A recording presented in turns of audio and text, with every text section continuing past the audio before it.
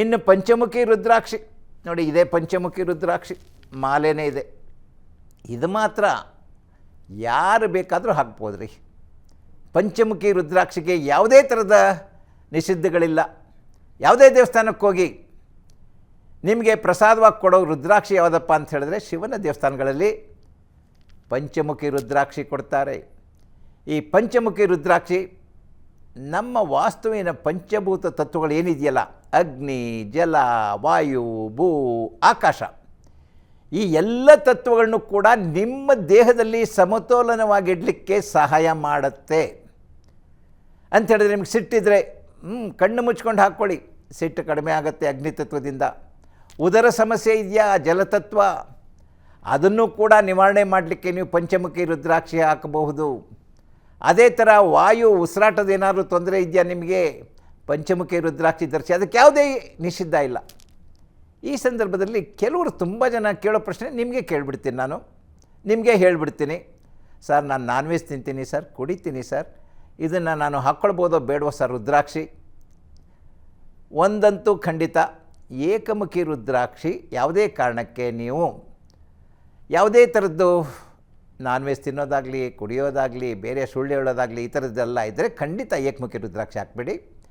2, 3, 4, 5, 6, 7 ತನಕನೂ ತೊಂದರೆ ಇಲ್ಲ, ನೀವು ಏನೇ ತಿನ್ನಿ ಪರವಾಗಿಲ್ಲ.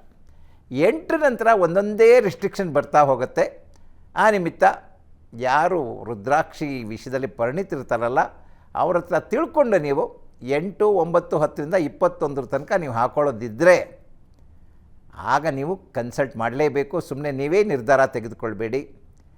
ಮತ್ತೊಂದು ನಾವು ಹೇಳ್ತೀವಿ ವಾಟ್ಸಪ್ ಯೂನಿವರ್ಸಿಟಿ ಅಂತ ಹೇಳ್ತೀವಿ, ಏನೇನೋ ಬಾಯಿಗೆ ಬಂದಿದ್ದು ಏನೇನೋ ಬರೆದಿರ್ತಾರೆ, ದಯವಿಟ್ಟು ಅದನ್ನು ಕೂಡ ನಂಬಕ್ಕೆ ಹೋಗಬೇಡಿ. ಅವರೇನೋ ಹೇಳ್ತಾರೆ ಅಂದ್ಬಿಟ್ಟು ಅದನ್ನು ಹಾಕ್ಕೊಂಡಿರೋದ್ರಿಂದ ತೊಂದರೆನೂ ಆಗುತ್ತೆ. ಮತ್ತು ವೈದ್ಯಕೀಯ ವಿಜ್ಞಾನದಲ್ಲಿ ಆಯುರ್ವೇದದಲ್ಲಿ ತುಂಬ ಬಳಸ್ತಾರೆ ಈ ಪಂಚಮುಖಿ ರುದ್ರಾಕ್ಷಿ. ಏನು ಧರಿಸೋದಕ್ಕೆ ಇಲ್ಲ ರೀ, ಅದರ ಚೂರ್ಣ ಮಾಡಿ ಕೊಡ್ತಾರೆ. ನಿಮಗೆ ಎಸಿಡಿಟಿ, ಗ್ಯಾಸ್ಟ್ರಿಕ್ಕು, ಇಂಡೈಜೆಷನ್ ಇವೆಲ್ಲ ಇದ್ದಾಗ ಇದನ್ನು ಪುಡಿ ಮಾಡಿ ಅದರ ಒಂದು ನೀರಲ್ಲಿ ಹಾಕಿ ನಿಮಗೆ ಕುಡಿಸೋದ್ರಿಂದ ನಿಮಗೆ ಎಸಿಡಿಟಿ, ಗ್ಯಾಸ್ಟ್ರಿಕ್ ಎಲ್ಲ ಇದ್ದರೆ ದೂರ ಆಗುತ್ತೆ. ಅದ್ರ ಜೊತೆಗೆ ಆಯುರ್ವೇದದಲ್ಲಿ ಬೇರೆ ಬೇರೆ ಕಾರಣಕ್ಕೂ ಕೂಡ ಉಪಯೋಗಿಸ್ತಾರೆ. ಬೇರೆ ಬೇರೆ ಜೊತೆಗೆ ಮಿಶ್ರಣ ಮಾಡಿ ಲೇಪನ ಮಾಡಿ ಸ್ಕಿನ್ ಡಿಸೀಸ್ ಹೋಗಲಿಕ್ಕೂ ಕೂಡ ಹೆಲ್ಪ್ ಆಗುತ್ತೆ ಅಂತ ಬಹಳಷ್ಟು ಆಯುರ್ವೇದ ತಜ್ಞರು ಹೇಳಿದ್ದಾರೆ. ಇದು ಪಂಚಮುಖಿ ರುದ್ರಾಕ್ಷಿ ಬಗ್ಗೆ ಇರುವಂತಹ ವಿಷಯ.